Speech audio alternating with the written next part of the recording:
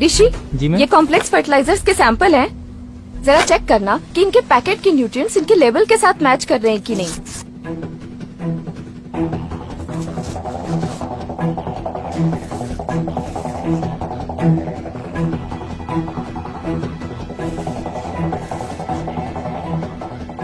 Packets के label अलग अलग हैं, लेकिन मिक्सचर सब में एक ही है।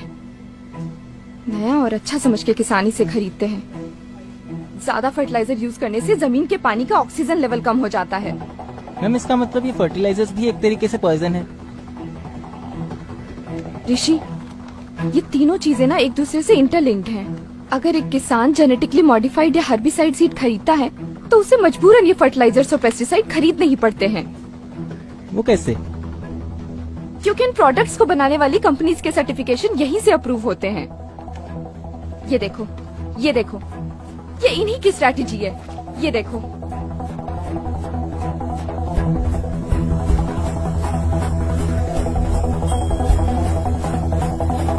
जी सर। फर्टिलाइजर के नए सैंपल्स आने वाले थे, उनका क्या हुआ? सर वो तो एकता मैडम ले गई।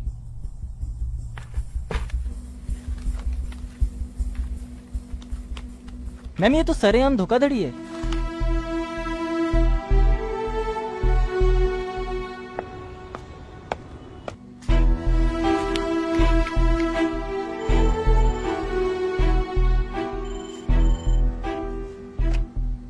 हेलो सर, मैं एग्रीकल्चर डिपार्टमेंट से बात कर रही हूँ। जी बोलिए। सर, हमने 3 दिन पहले आपको सीड और पेस्टिसाइड की रिपोर्ट भेजी थी, वो मिली क्या?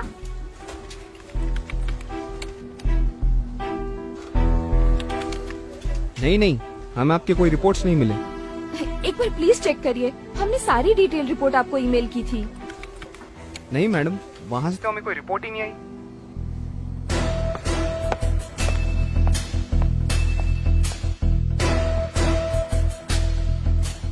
हेलो ऋषि। जी सर। आज शायद तुम्हारी इंटर्नशिप का लास्ट डे है। जी sir. Why don't you go to my cabin and wait for me?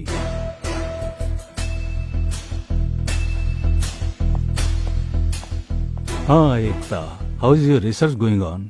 तो आप ये सब पहले से जानते थे, आपने रिपोर्ट क्यों नहीं भेजी अभी तक? एकता, listen carefully. ये नई टेक्नोलॉजी है। We need to give time for science to grow. Be in our team. हमें एक पेस्टिसाइड, एक सीड, एक फर्टिलाइजर अप्रूव करने के लिए करोड़ों रुपए मिलते हैं। ओह, तो ये साइकिल आप लोगों का बनाया हुआ है कि जब एक किसान तुम्हारे सीड्स खरीदेगा तो उसे मजबूरन पेस्टिसाइड और फर्टिलाइजर्स खरीदने ही पड़ेंगे। किसान बेसिक फार्मिंग कर रहे थे, उपज और प्रॉफिट के लिए सब करना पड़ा। अब तुम सोच लो। उपज बढ़ाने के लिए 4 गुना कॉस्ट ऑफ कल्टीवेशन, वो भी पूरे झूठे वादे।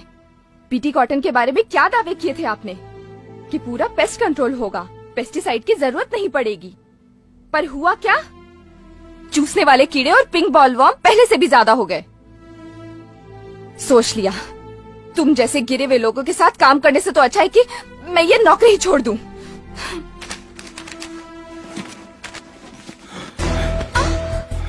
मैं देखता हूँ कैसे छोड़ती है नौकरी। मैं तुझे छोड़ के जाने दूंगा तब ना।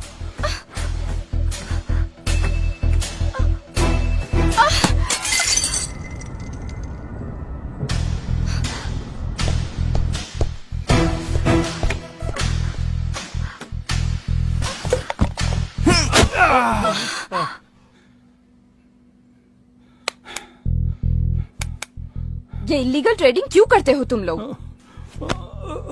मैम ये लोग ऐसे नहीं मानने वाले। इंटरनेशनल प्रेशर होता है। सबसे ज्यादा स्टॉक कहाँ भेजा है? पंजाब में। मैम हमें इनकी सर्टिफिकेशन किसी भी तरीके से रोकनी होगी। ऋषि, एक काम कर, जी मैम। आसपास के गांव में जा, सर्वे कर और पता कर कि ये सीड्स किन जगहों पर गए हैं। जी मैम। लेकिन मैम आप कहाँ जा रहे हो?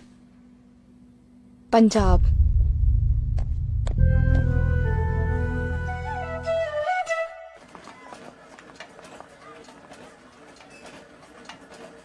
भैया, जी मैं एग्रीकल्चर रिसर्च सेंटर से आई हूँ, मुझे अवतार जी से मिलना है। आपका नाम? मेरा नाम एकता है।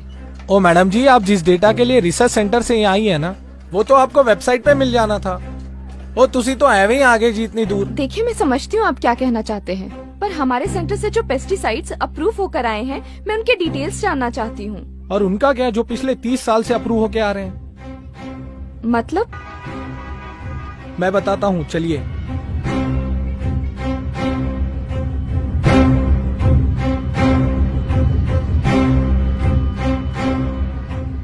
Veer ji, 2 ticket cancel train की, 2। Your attention. As the train from Mathura to Bikaner has arrived on platform number 2.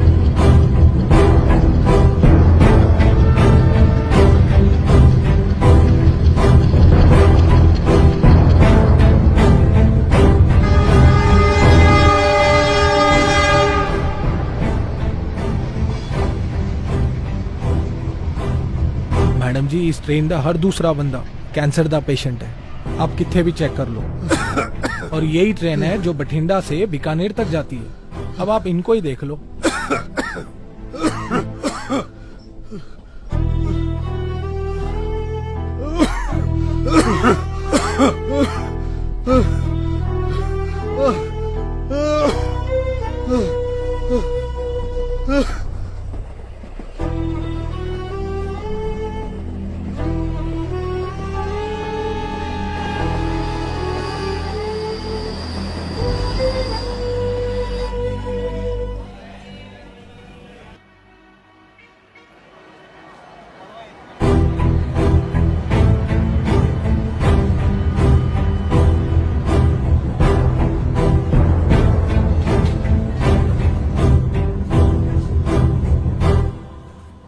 आइए आइए, देखना चाहती थी ना आप, ये हाल किया आपके पेस्टिसाइड्स ने।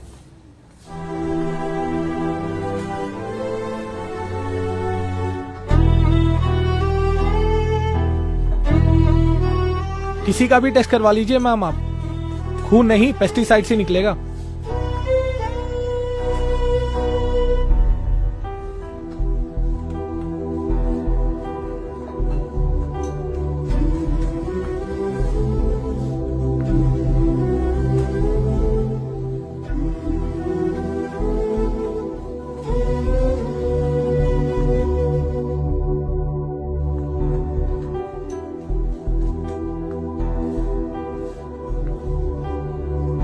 गवर्नमेंट से कोई हेल्प?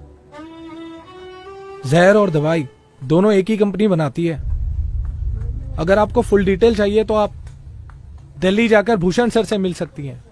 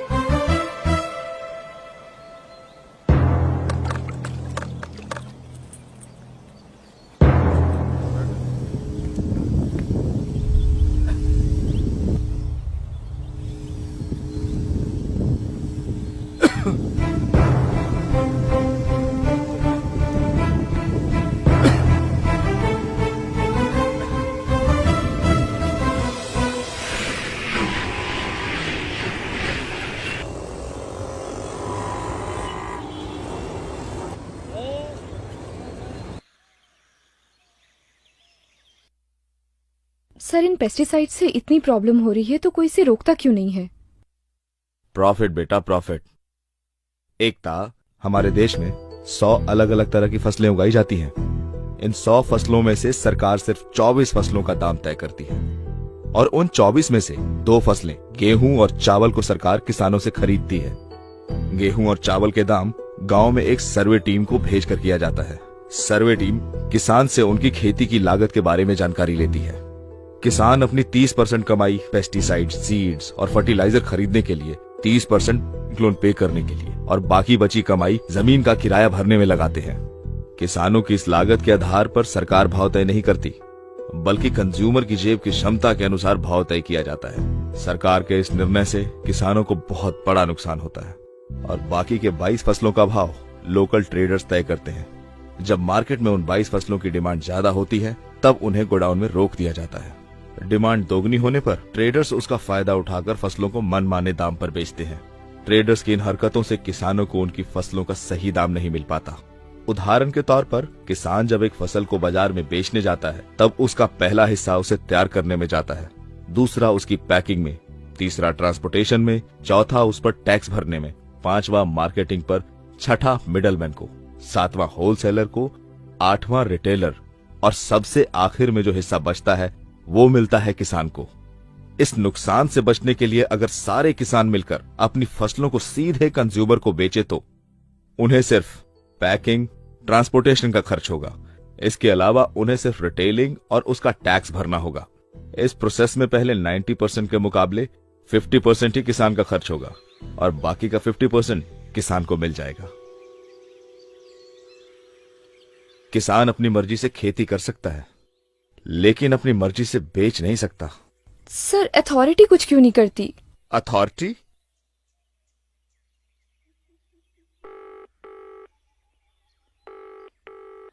आप जिस नंबर से संपर्क करना चाहते हैं वो इस समय व्यस्त है। कृपया थोड़ी देर बाद डायल करें।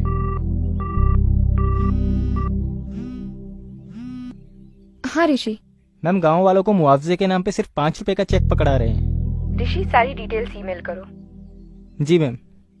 मैम, एक और चीज। हाँ हमने जो लैब में सीड्स, पेस्टिसाइड्स और फर्टिलाइजर टेस्ट किए थे, हाँ। गांव वाले वही सारी चीजें इस्तेमाल कर रहे हैं।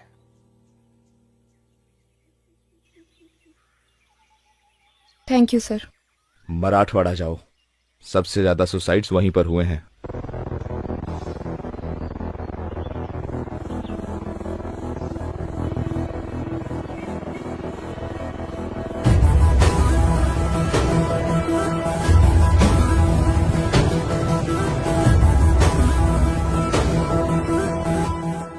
मैंने ये मीटिंग इसलिए बुलाई है ताकि मैं इन प्रोडक्ट्स की सच्चाई आप सबके सामने रख सकूं।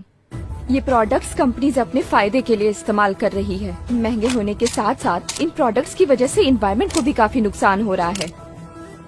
आपको पता है, हर्बिसाइड टॉलरेंट कॉटन कई देशों में बैन है, फिर भी बिना परमिशन के ये सीड्स हमारे किसानों तक पहुंच रहे हैं और इस वजह से कैंसर जैसी कई बीमारियां आए दिन हो रही हैं। मैडम, पिछले 30 साल से ये सारे प्रोडक्ट पूरे देश में इस्तेमाल हो रहे हैं। मैं खुद एक रिसर्च साइंटिस्ट हूँ। मैंने रिसर्च की है। इसकी सारी डिटेल रिपोर्ट इसमें है। ये बीटी सीड्स है। अगर किसान इन्हें बोते हैं तो उन्हें मजबूरन ये पेस्टिसाइड और ये फर्टिलाइजर खरीदने ही पड़ते हैं। ये एक ऐसा चक्रव्यूह है जिसे सीड, पेस्टिसाइड और फर्टिलाइजर की इंडस्ट्री ने मिलकर बनाया है। इसका मतलब आप ये कहना चाहती है कि हमारे किसान इन सारी चीजों की वजह से कर्ज में गिरते हैं? हाँ, ये इतने महंगे हैं कि किसान इन्हें अफोर्ड ही नहीं कर सकते हैं और इसकी वजह से किसानों को कर्ज लेना पड़ता है। अगर किसान ये प्रोडक्ट्स नहीं खरीदेंगे तो कर्ज में नहीं डूबेंगे। और मैं आप सबके माध्यम से इन प्रोडक्ट्स की बिक्री पूरे देश भर में रोकना चाहती हूँ। ये सब तो ठीक है मैडम, पर आप उनको कैसे रोकेंगे जो इनको ब्लैक में बेचते हैं? और मौसम के बदलाव का, उसका क्या करेंगे आप? इसके पीछे कौन है? गवर्नमेंट का रिस्पॉन्सिबिलिटी क्या है? हम कोशिश करेंगे, इस मिट्टी के साथ काम करेंगे, मिलकर रास्ता निकालेंगे। Thank you.